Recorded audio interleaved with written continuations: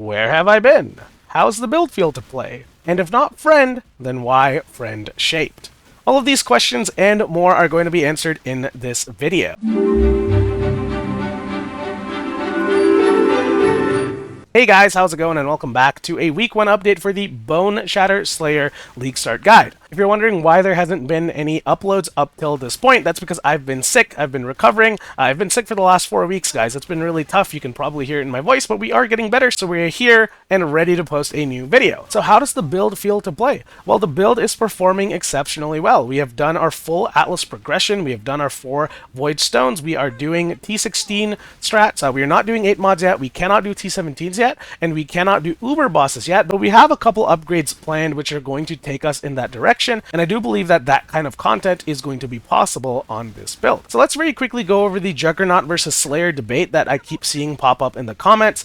Should I play Boneshatter on the Juggernaut or should I play it on the Slayer? Now, I said in the League Start video that the Slayer is going to be faster, it's going to be doing more damage, and it's going to be less tanky than the Juggernaut at any point in the game. Now, all of this is true. As you can see on the screen, the Slayer is zooming through the content, right? Even though we are a strike skill, even though we are playing true melee, our mobility and movement speed in the maps and in content is really, really fast. Now, unfortunately, this does come at the expense of our defenses. We are using Overleech to mitigate the trauma mechanic. There is a limit to how much life recovery you can get from Overleech. That is dependent on your total HP pool, as well as the maximum leech threshold that we've invested to on our passive tree, okay? That only goes up to a certain amount, and once you get enough attack speed and your trauma starts ramping up to 30, 35, you're going to feel that recovery mechanic drop off, and this does not happen with the Juggernaut. The Juggernaut has no ceiling on how much life you can recover. The more damage you take from trauma, the more life you will recover from recoup and your ascendancy. So you're just going to be able to mitigate that trauma damage so much better on the Juggernaut, and doing that is also going to make you more tanky against enemies because you're just going to regenerate and recoup whatever damage they throw your way. Right, the other thing the Juggernaut provides that we don't get on the Slayer is immunity to action speed reductions. The Juggernaut has an ascendancy called Unstoppable that basically makes it so you cannot be slowed beyond your base action speed. I was doing Uber Elder on this build earlier and I got hit by one of the mechanics. My character basically slowed down to 10% and then I died. That wouldn't have happened if I was on a Juggernaut, okay? So it's just right off the bat, Slayer or Juggernaut. If you like consistency, if you like tankiness, go for the Jug. If you like speed, if you like damage, if you want to play it fast and loose, you want to go on the Slayer and you want to blast.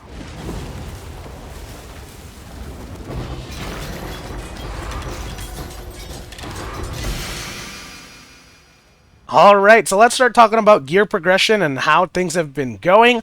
So you will see here in the stash tab, I have some of the items that I used for early Atlas progression.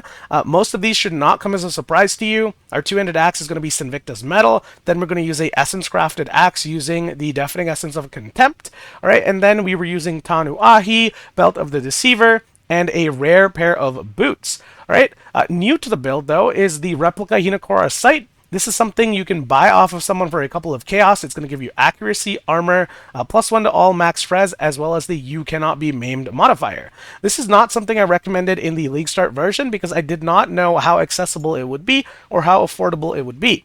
This item comes from Heist, and a lot of people have been running Heist, so make sure to grab this if you are still doing Atlas progression. It's going to solve all of your accuracy problems, as well as give you a little bit of utility and armor in the process. For our Anoint during early game campaign, I recommend Sanctuary. It gives you a bunch of block-related crap, which we don't care about, but it's the cheapest +1 to all maximum elemental resistances Anoint that you can find, so that is just going to make us a little bit more tanky against incoming spell and elemental damage. Now you'll notice here that our current setup is very different from the endgame configuration on the League Start build, and that's because I found some upgrades which are performing much better than what I had planned before, right? So let's talk about what I got here and in what order. First thing I did was get myself a nice thick armor chest. This is not as expensive as you would think it to be. The Genesis tree is crapping out items like this. I bought this on day 2 as a 5-link for 2 divines, and then on day 3 I spent 3 divines 6-linking it with an Omen of Fortune. You can get a better one than this. It's going to have probably a a better suffix. As you can see here, I only have one tier 1 lightning res on the suffix. If you can find one with 2, and it keeps those armor modifiers on the prefixes, then you are in a good spot. The next thing I did was buy myself a helm. This was a fractured accuracy modifier, which I then crafted. The helm itself is not very good. We used Deafening Essence of Torment to craft ourselves this helmet so we have a chance to avoid being shocked. All right, this combined with an Abyssal Jewel on our passive tree. Let me find that for you real quick. This one right here.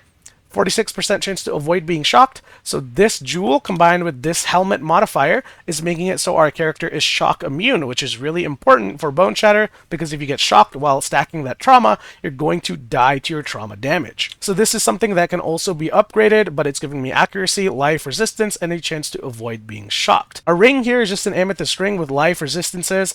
This is the only spot where you can put in damage taken recouped as life. You cannot have that on your chest because then you cannot use it alongside the life mastery, because the life recoup modifier is considered as a life modifier, and that does not work with that passive. Okay, so the only place to get recoup on this build is your ring. Make sure you get it right, and then get as much resistances and life on it as possible. For our amulet, this one's been pretty interesting. So it is a turquoise amulet because we need intelligence on the build. It had a fractured resist modifier, and then I managed to find plus physical damage to attacks and +1 level of physical skill gems. Boneshatter is a physical skill gem, so we're getting +1 skills to this, and that's giving us a little extra damage. Aside from that, you just want a little bit of resistances, and if you have it open prefix, you can slap on a 40% increased damage while leeching, because we are always leeching on this character when we are in combat. For our gloves, after Tanu Ahi, we upgraded to a rare pair of gloves. For this character, to use the Royal Plate base, we need a lot of strength, so we need to get a strength modifier somewhere on our gear.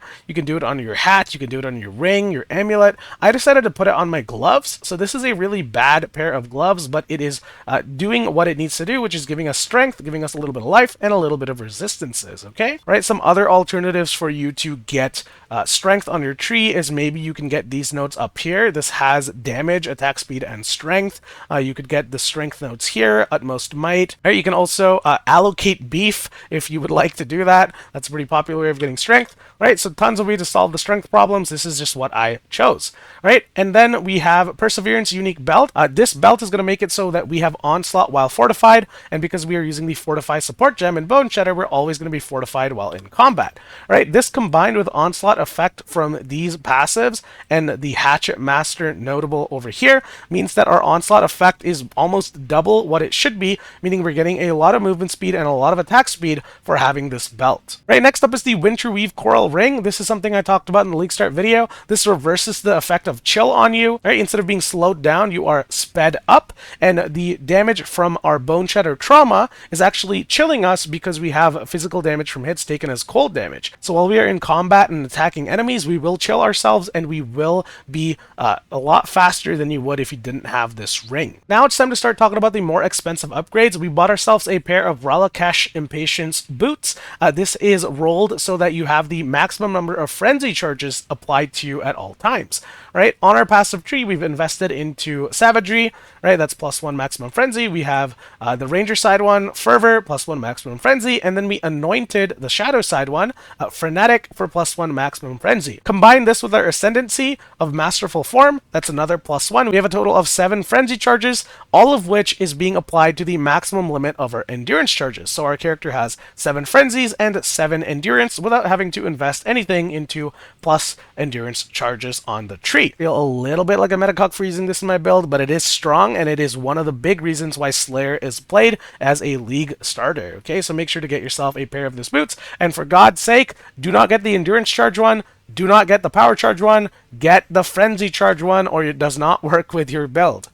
Right, the other bonus of having this pair of boots is you get the Corrupted Blood Cannot Be Inflicted on You modifier. That makes us able to spec out of Protection Mastery. We don't even need to get Prismatic Skin, so you save 4 points here, or a Jewel Socket elsewhere if you're getting it through a Jewel Implicit, to get Corrupted Blood immunity. All right, next up is the big change in this build, and that is the Soul Taker Siege Axe. We were using the two-handed axe setup. Right, Soul Taker is going to be a damage decrease from using a rare two-handed axe. But the reason we're using this is because it frees up a lot of affixes and points on our passive tree. Right, you can see here that our Boneshatter on a 6 link cost 47 mana. and we also have all of our mana reserved. Normally, to run a setup like this, you need to have a lot of affixes that reduce the mana cost of your attacks. You also need to have some passives that do the same thing, and then you need to get a bunch of passives spent on your tree to increase your reservation efficiency of skills.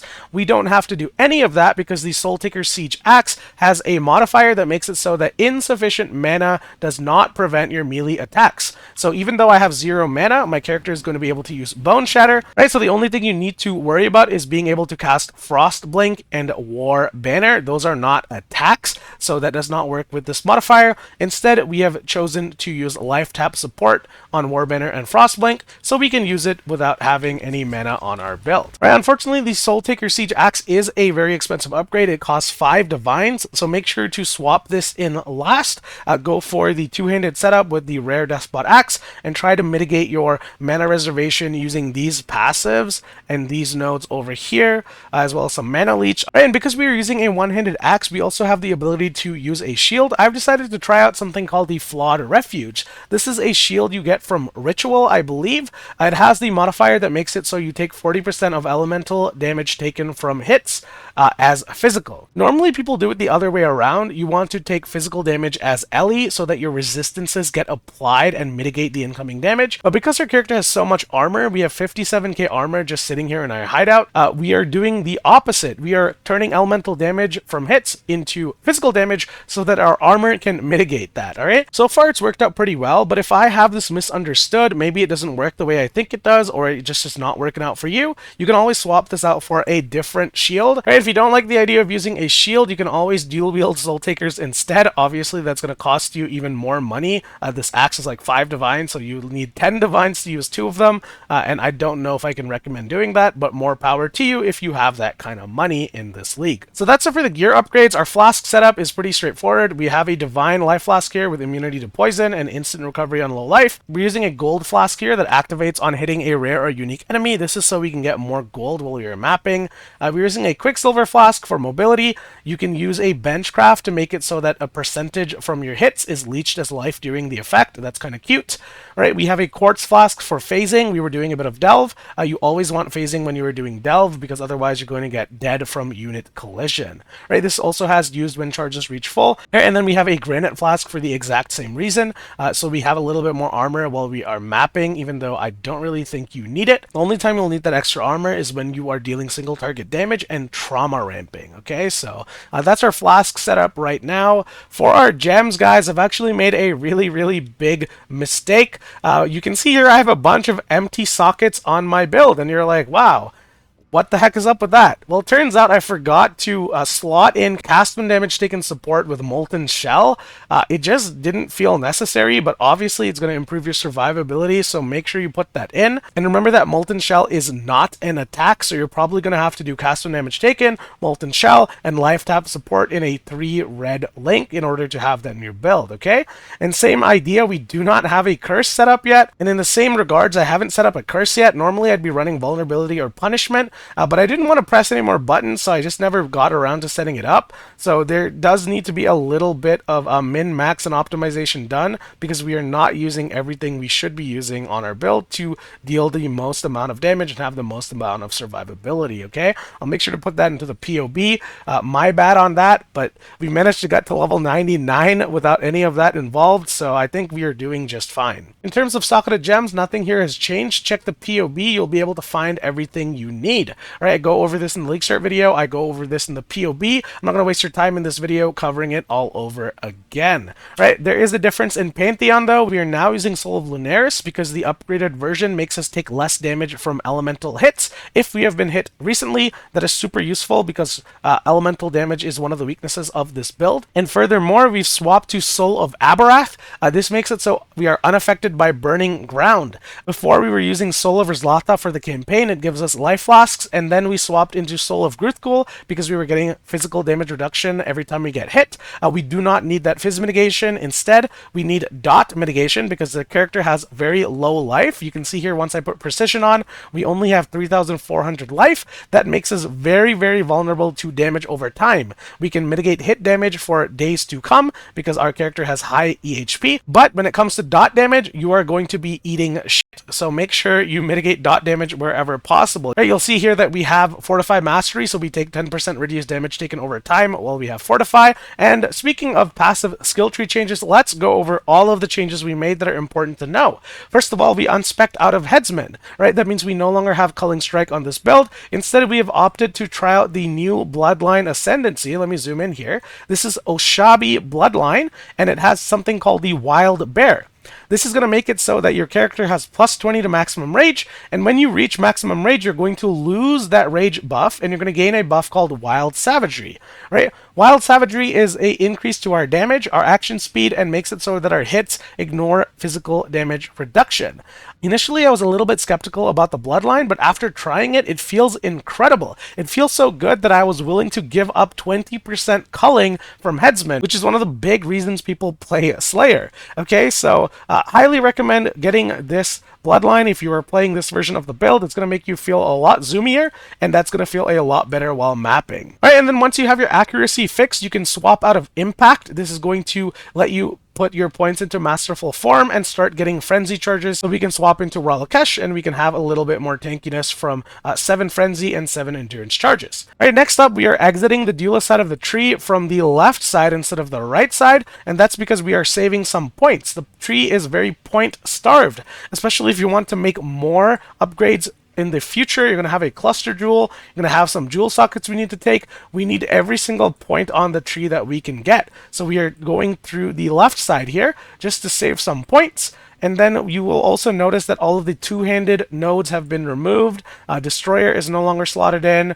Kinetic Impacts has been taken off. We don't use Butchery or Warrior Training, right? Instead, all of those points have been placed into the Cluster Jewel setup over here, which I'll talk about in a second. And then we are also getting a ton more masteries on the tree. So you can see here, Armor Mastery is reduced extra damage from crit. Then we have Armor Mastery for increased armor while stationary. We have Fortification Mastery for reduced damage over time taken, right? And then we have a couple of points taken here for pathing. We are going all the way to the ranger side so we can get increased accuracy and attack speed as well as fervor. All right, and then the jewel slot here will open up as well. I just have to min max and optimize my tree so I can squeeze in those points. Okay, so just check the POB. Nothing here should be too different from the end game configuration aside from what I just mentioned. All right, we are saving a bunch of points, and all of that points is being put into the cluster jewel and pathing on the tree to get those frenzy charges.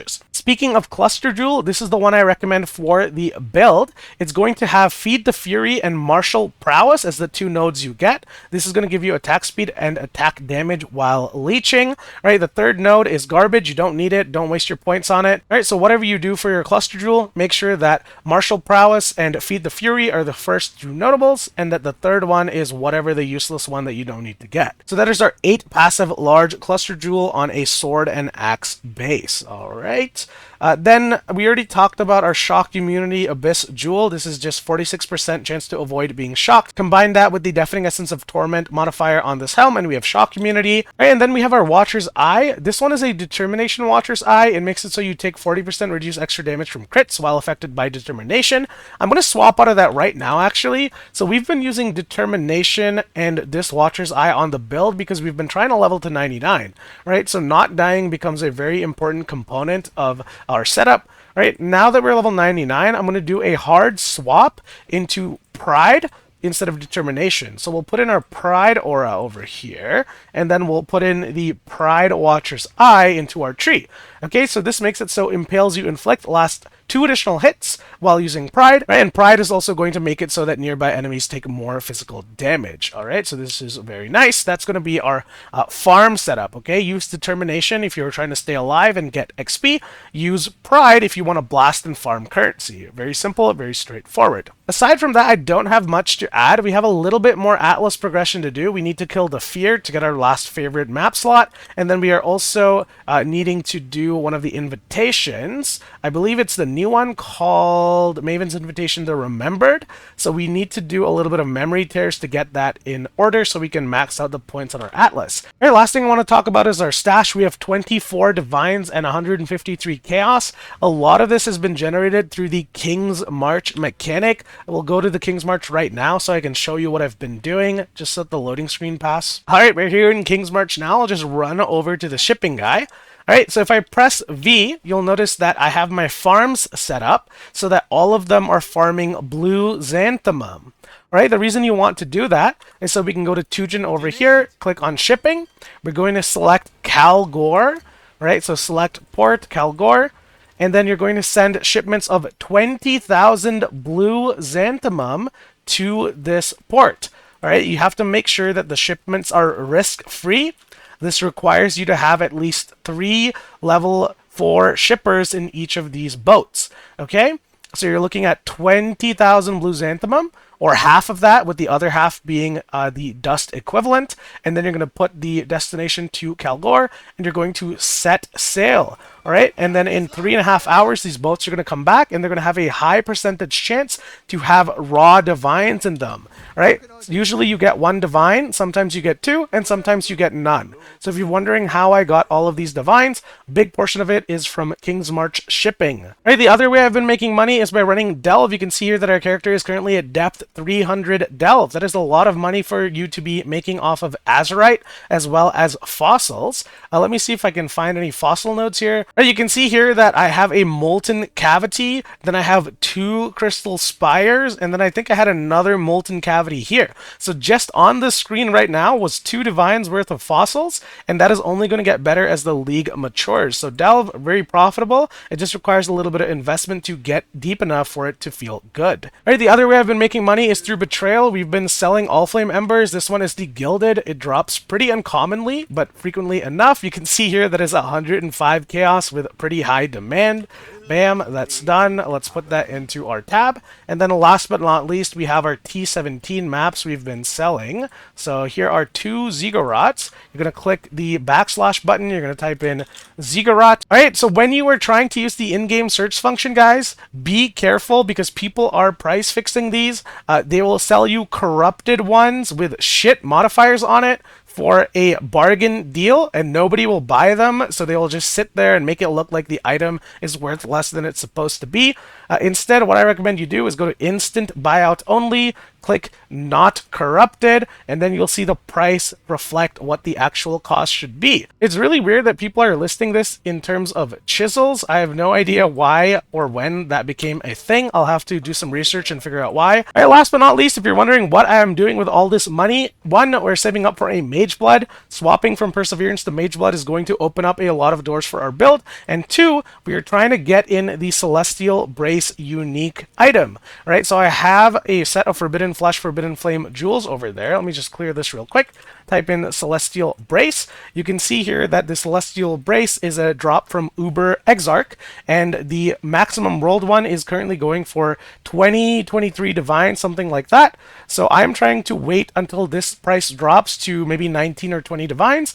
Then I will buy this item. Then I'm combining it with the Forbidden Flame, Forbidden Flesh setup that steals Unstoppable Hero from the Duelist Champion. This is a node that gives us more armor and increased attack speed for every fortification we have above 20. Right, that combined with Celestial Brace is going to make our defenses and damage scale to the moon. So if you're wondering why I haven't swapped into this yet, that's because we have to make up for the resistances, life, and strength we will lose when we swap into Celestial Brace. Okay, so I might have to upgrade my jewelry or maybe get a couple of jewels to put into these nodes here so I can get the strength and resistances required for that swap. Anyways, that's it for this video, guys. I think I went on a little bit longer than I would have liked. That's how these update videos tend to go. There's just so much to share and so much to say that I just can't stop talking about the build. I thought this video would be 10 minutes long, but oh boy was I wrong, and even now I have a lot of stuff to say that I will save for another video. Alright, so that is the week 1 update for the Boneshatter Slayer. If you're following this, tell me how it feels. Otherwise, if you've been doing another league start, let me know how that's going for you as well.